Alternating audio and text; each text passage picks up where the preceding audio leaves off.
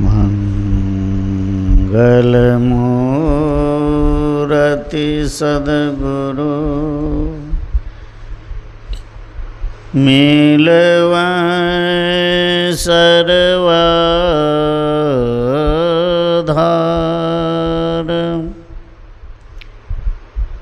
मंगलमय मंगल करण विनवा बारंबार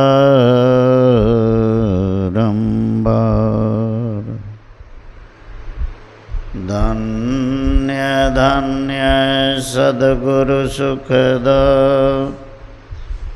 महिमा कहे न जाय जो कुछ कहूँ तुम्हारी कृपा मोते कछु न वशा। बोलिए श्री सद्गुरु महाराज की जय। श्री सद्गुरु महाराज की जय। श्री सद्गुरु महाराज की जय। समवेत समादरणीय सज्जन वृंद, साधक वृंद, आदरणीय माताओं एवं भक्तिमती बहनों, अभी हम सब रामचरितमानस सारसटिक सप्तम सोपान उत्तरकांड से ईश्वर स्वरूप के संबंध में सुन रहे थे।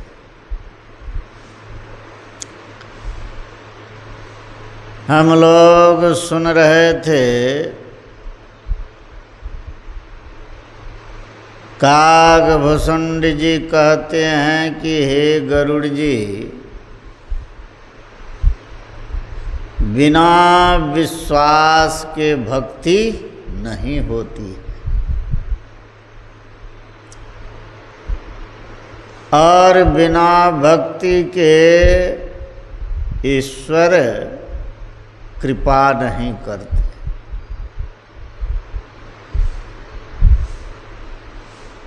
ईश्वर की दया नहीं। सुन रहे थे हम लोग, बिनु विश्वास भगति नहीं, अत्यहि बिनु द्रवई न राम। राम कृपा बिनु सपने हूँ, जीव न लह विश्राम।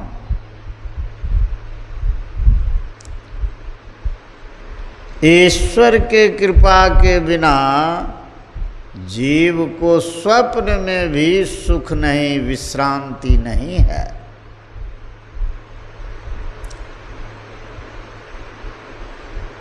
इसीलिए ईश्वर की कृपा चाहिए तो भक्ति कीजिए, और भक्ति भी बिना विश्वास के नहीं होती है।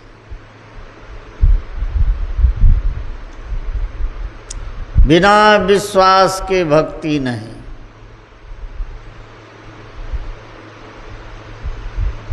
और विश्वास भी किन पर?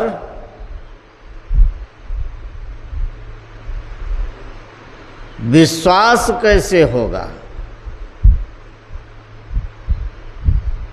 जिनकी भक्ति कर रहे हैं उसका ज्ञान होने पर तब उस पर विश्वास होता है। उनको जानेंगे तब। जाने बिना न होई प्रतीति। प्रतीति माने विश्वास। जान बिना न होय प्रतीति, बिनु प्रतीत होय नहीं प्रीति। बिना विश्वास के प्रेम नहीं होती। प्रीति बिना न भगति दृढ़ाई, जिमी खगैस जल के चिकनाई।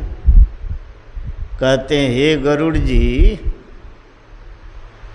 जाने बिना न होय प्रतीति, जब तक जानेंगे नहीं तब तक विश्वास नहीं। अब विश्वास नहीं तो प्रेम नहीं, प्रेम नहीं तो भक्ति नहीं, भक्ति नहीं तो कभी सुख शांति नहीं।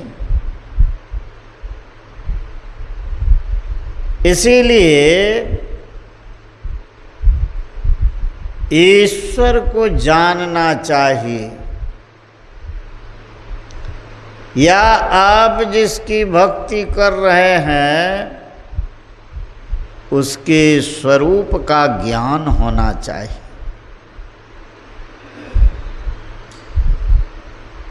जब तक स्वरूप का ज्ञान नहीं तब तक विश्वास नहीं, विश्वास नहीं तो प्रेम नहीं, प्रेम नहीं तो भक्ति नहीं। भक्ति नहीं करेंगे तो स्वप्न में भी सुख शांति नहीं है। इसलिए भक्त को जिनकी भक्ति करते हैं उसके स्वरूप का निर्णय ठीक ठीक कर लेना चाहिए। भक्त यदि स्वरूप का निर्णय ठीक ठीक नहीं कर पाता है, नहीं जानता है, बिना स्वरूप निर्णय के भजन कर रहा है, तो वह भजन, वह भक्ति कारगर नहीं होती। इसीलिए स्वरूप ज्ञान चाहिए। जिसकी भक्ति करते हैं वह कैसे हैं। अभी हम लोग सुन रहे थे कि वह राम जो सर्वव्यापक हैं वे कैसे हैं।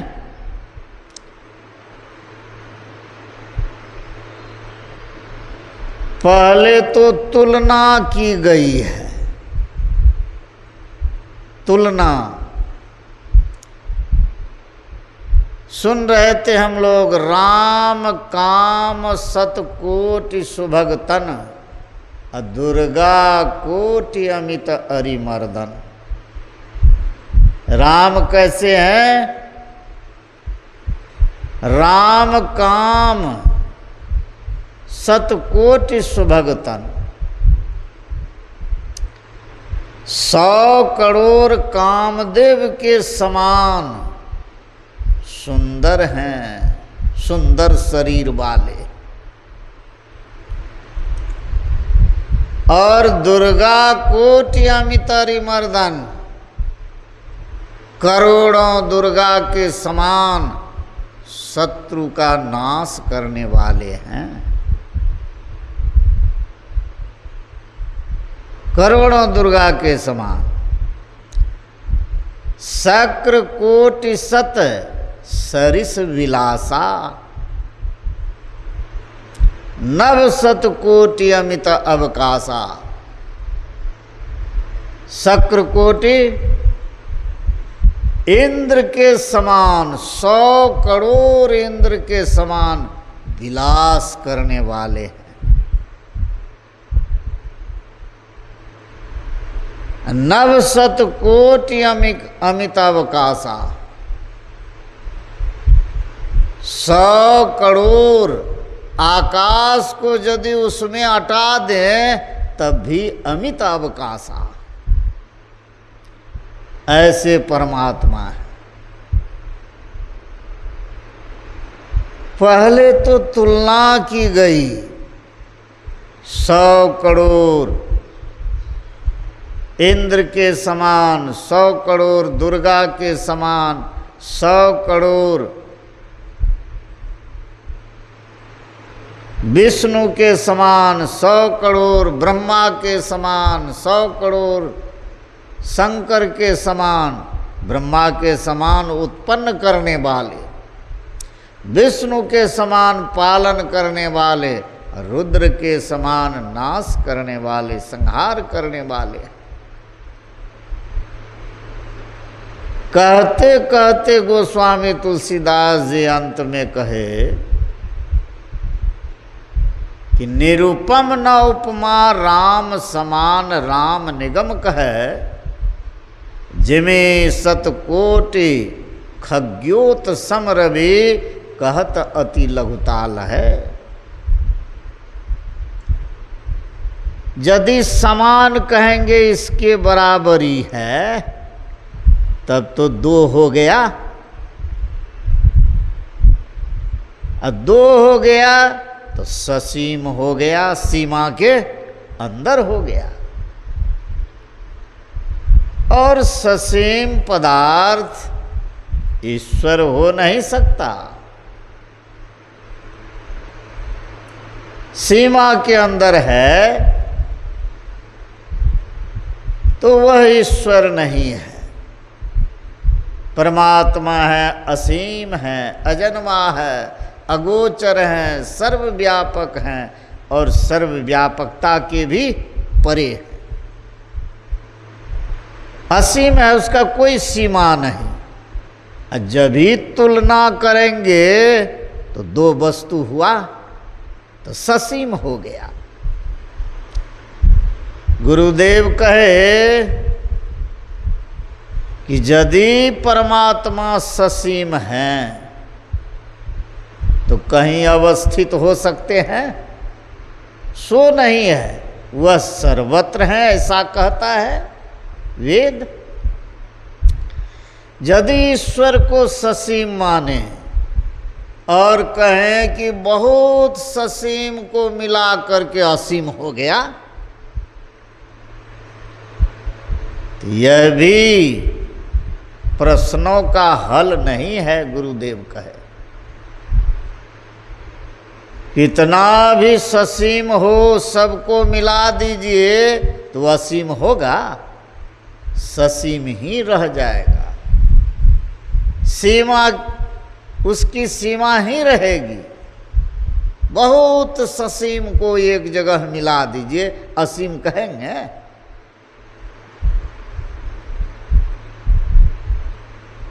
असीम नहीं कहेंगे।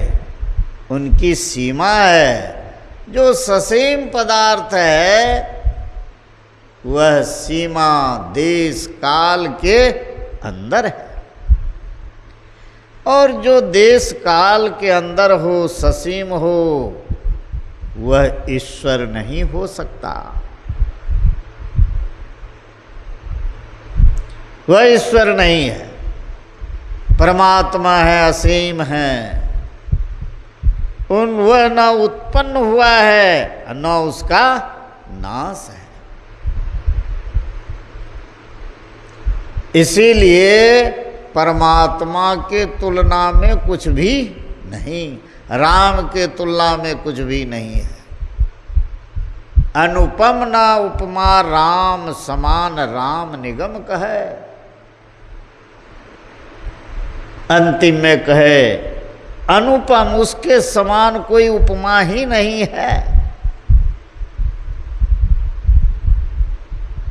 अनुपम न उपमा राम, तो राम कैसे है? राम समान, राम निगम कहे। वेद कहता है कि राम के समान कौन है? राम ही है। राम के समान कौन है? राम ही है। कोई उसके तुलना में हो नहीं सकता।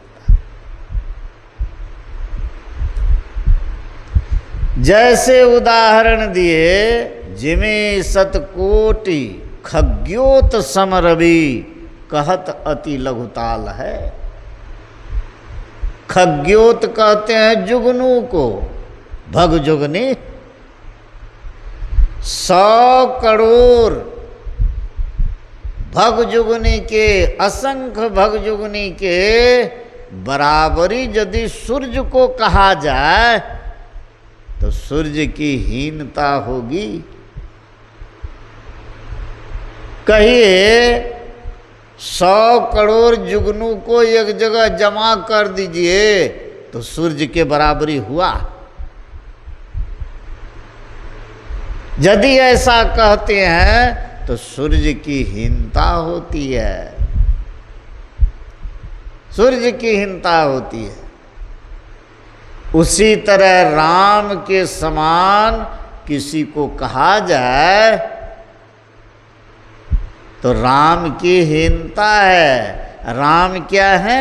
राम के समान राम ही है। जब ही कहेंगे किसी के समान तो वो सीमा में आबद्ध हो जाए।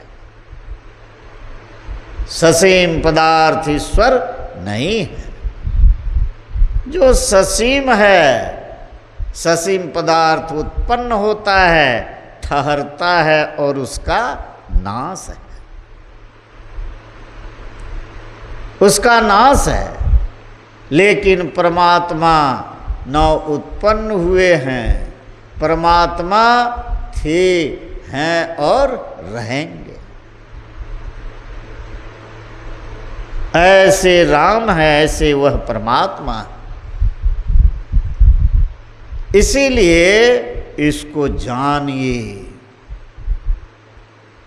स्वरूप का ज्ञान होना चाहिए। तब फिर कहेंगे कि ये राम, कृष्ण, देवी ये सब तो ईश्वर ईश्वरियां हैं कि नहीं है। रामचरितमानस में आया, भगत हेतु भगवान प्रभु राम धरउ तनु भूप, किए चरित पावन परम प्राकृत न अनुरूप। भगत हेतु भगवान प्रभु, भक्तों के हित के लिए भगवान अवतरित लिए। भगत हेतु भगवान प्रभु राम धरउ तनु भूप, राजा का शरीर धारण किए चरित पावन परम प्राकृत नर अनुरूप। साधारण मनुष्यों की तरह लीला किए।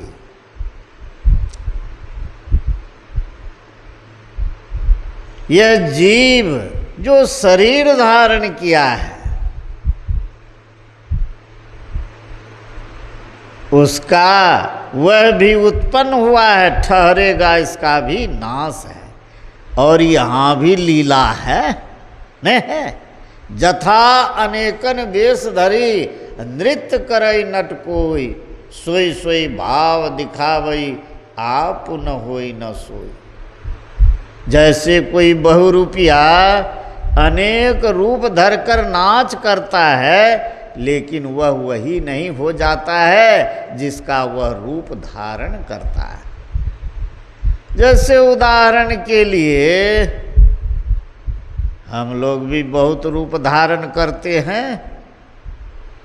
बचपन में किसी के पुत्र थे, हैं पुत्र, जब सयाने हुए, विवाह हुआ, तब पुत्र से अब क्या हो गए? पति हो गए, नहीं हो गए? ये वैसे धरना न हुआ, पति हो गए। जब संतान हुआ तब पिता हो गए, पिता हो गए। अब जब संतान को संतान हुआ तब क्या हो गए? पितामह हो गए, दादा हो गए। ये तो वैसे न बदलना हुआ। उसी तरह अनेक रूप धर करके लीला करते हैं, उनको भी भगवान कहते हैं। लेकिन उसमें जो व्यापक है वह असली है। भगवान राम अयोध्या में अवतरित लिए। अब भगवान राम का दर्शन बहुतों को हुआ।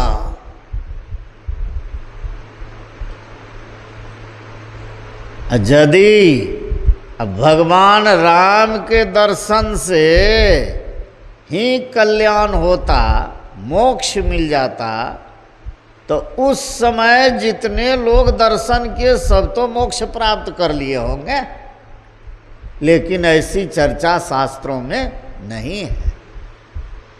रामचरितमानस में पढ़िए, एक सबरी को छोड़ करके किसी को मोक्ष की प्राप्ति हुई है?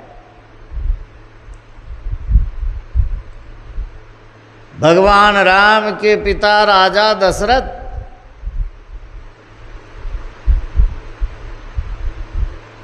दशरथ जी भगवान राम को गोद में खिलाए, हरदम दर्शन। लेकिन राजा दशरथ के संबंध में है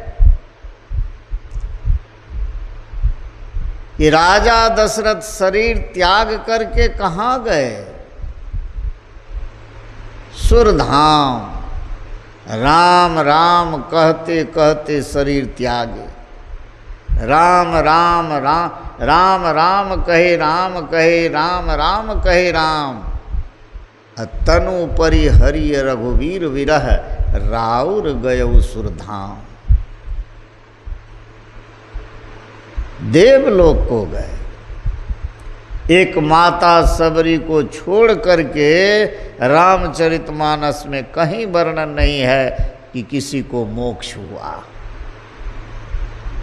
असली मोक्ष जो है, जहाँ से कि वापस नहीं होता है, सबरी के संबंध में है, तजी जोग पावक दे हरिपद लीन भई जहाँ नहीं फिरे।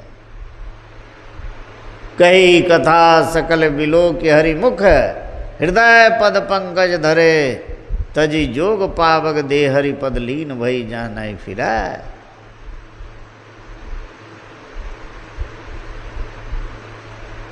इसीलिए दिव्य से दिव्य रूप का दर्शन क्यों न हो जाए, वह मायिक रूप ही है, माया का ही दर्शन है। गुरुदेव कहे रूप में जो व्यापक है, अर्थात वही निर्गुण तो तत्व है, सगुण को जो धारण किए हुए है, उस निर्गुण का ज्ञान जब हो जाए तब मोक्ष की प्राप्ति। लेकिन दोनों की सेवा, दोनों को जानना आवश्यक है। संत कबीर साहब कहते हैं, सरगुण की सेवा करो, निर्गुण का करो ज्ञान। निर्गुण सरगुण के परे तहै हमारा ध्यान।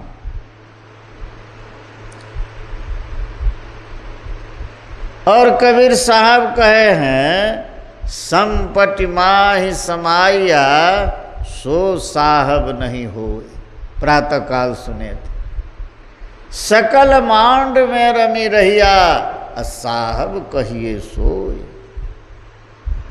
संपट जो गर्भ से उत्पन्न हुआ वह ईश्वर नहीं है।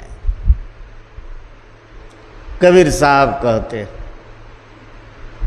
संपटि माहि समाया सो साहब नहीं हो। सकल मांड में रमी रहिया, जो सब जगह है, कहीं भी उससे खाली नहीं है, वह साहब है, वह परमात्मा है। गर्भ से उत्पन्न हुआ है तो वह ठहरता है और उसका नाश भी है। और जिसका नाश हो वह ईश्वर नहीं, वह ईश्वर नहीं। द्वापर में आइए, भगवान कृष्ण का अवतार हुआ।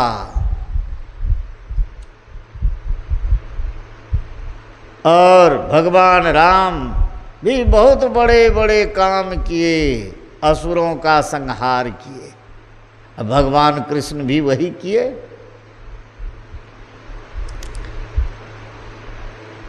अब भगवान कृष्ण का अवतार और भगवान कृष्ण पांडवों के संग संग रहते थे,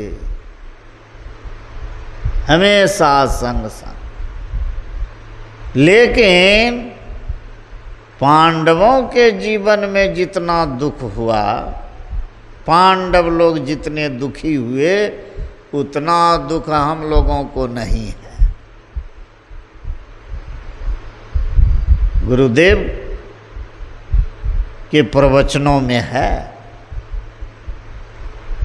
उतना दुख हम लोगों को नहीं है। पांडवों को भीख मांग कर खाना पड़ा, हम लोगों को मांगना पड़ा है।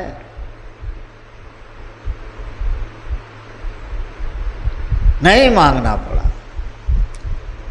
अर्थात भगवान का संग, फिर भी जीवन में दुख ही दुख,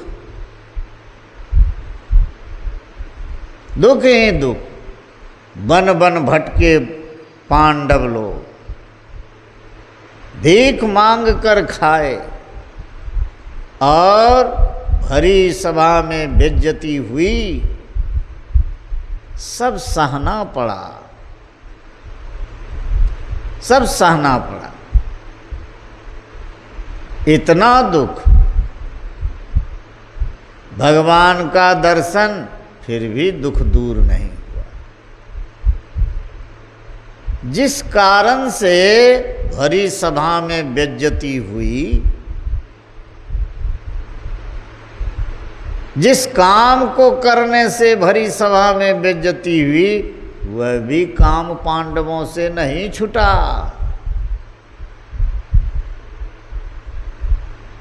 नहीं छूटा। चौसर में सब कुछ हार गए थे,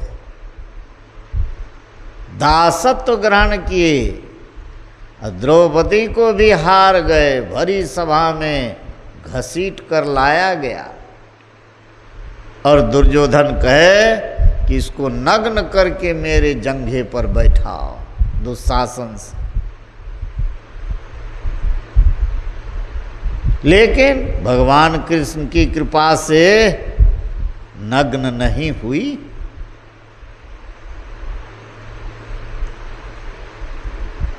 इतनी बड़ी बेइज्जती हुई, लेकिन जिस चौसर से इतनी बड़ी बेइज्जती हुई, दुख हुआ, तब भी चौसर छूटा। फिर दोबारा चौसर खेले। उसमें शर्त था 12 वर्ष वनवास जो हारेंगे, 1 वर्ष अज्ञातवास, 1 वर्ष अज्ञातवास। अज्ञातवास में यदि पता लग जाए तो फिर 12 वर्ष वनवास, 1 वर्ष अज्ञातवास। 1 वर्ष छुप करके रहना है। दोबारा चौसर खेले, हार गए युधिष्ठिर जी महाराज। 12 वर्ष तक वन वन भटके और 1 वर्ष अज्ञातवास जो हुआ, छुप कर रहना है, राजा विराट के यहाँ जाकर रहे थे। राजा विराट है यहीं, अभी जिसको विराट नगर कहते हैं। मैं जहाँ रहता हूँ वहाँ से बहुत करीब है। और जहाँ अभी भी लोग बोलते हैं कि यहीं पर जो है अपना अस्त्र शस्त्र रखे थे पांडव लोग, गाछ पर। कलवा बैजनाथपुर गांव है, कहते थे यहीं रखे थे।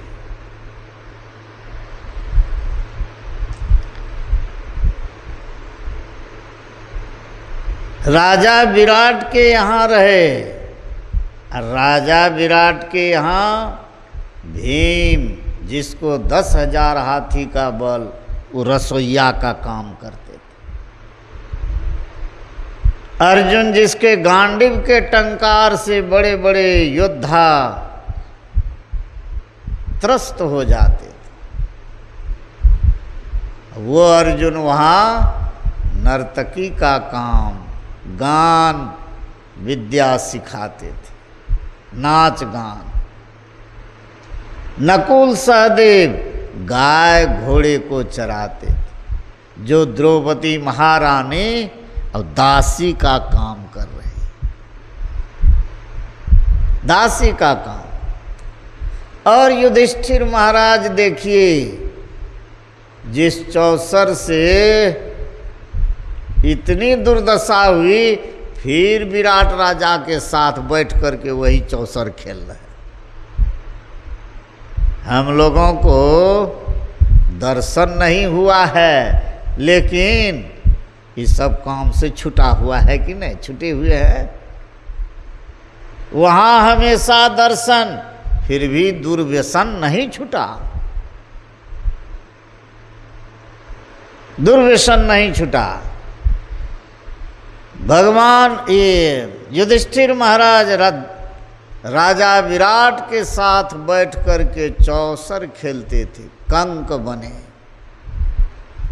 चौसर खेलते समय राजा विराट को क्रोध हुआ, चौसर के पासे से युधिष्ठिर महाराज को मार दिया,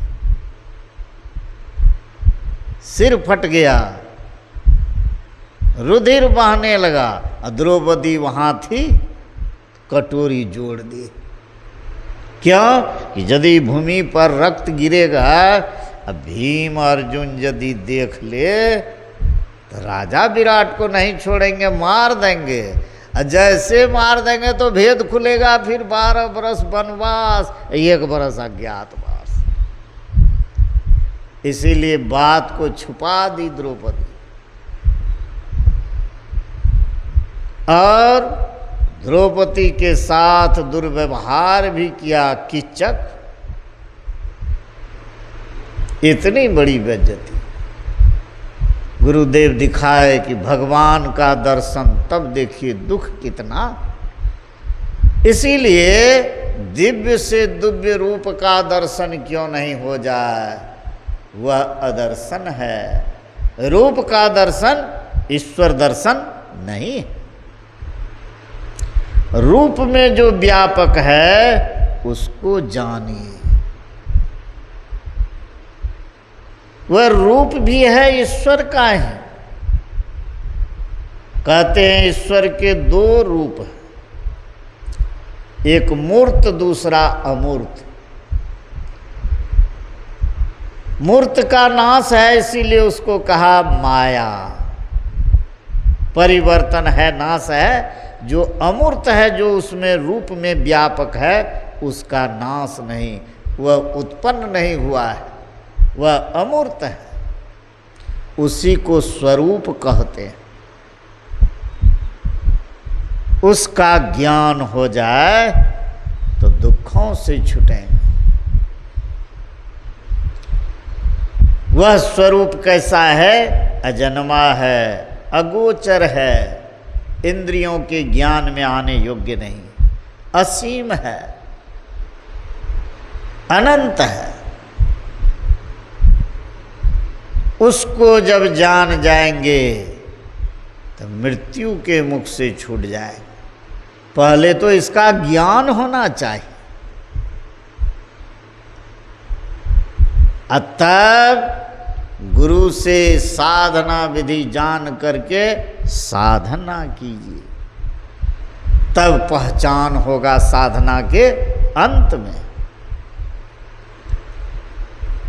साधना के अंत में पहचान हो जाएगा तो भक्ति पूरी हो गई, तो दुखों से छूटेंगे, आवागमन के चक्र से छूट जाए। इसीलिए स्वरूप का ज्ञान आवश्यक है। स्वरूप का ज्ञान नहीं है, अब भजन करना प्रारंभ कर दिए हैं, तो गुरुदेव कहे यह कैसी बात हो गई, जैसे कोई राही बटोही चलना प्रारंभ कर दे, कहाँ जाना है किससे मिलना है पता नहीं हो, तो कहिए रास्ता का कभी अंत होगा, नहीं होगा। इसीलिए पहले श्रवण मनन करके ईश्वर के स्वरूप का बोध होना चाहिए, तब निधिध्यासन कीजिए, साधना कीजिए। साधना के अंत में परमात्मा का प्रत्यक्ष ज्ञान होता है, तब भक्ति पूरी हुई, तब सुख ही सुख, सुख ही सुख। इसीलिए स्वरूप ज्ञान चाहिए, सुनिए समझिए और सद्गुरु से भेद लेकर साधन भजन करें तो ईश्वर का ज्ञान अपरोक्ष ज्ञान भी हो जाएगा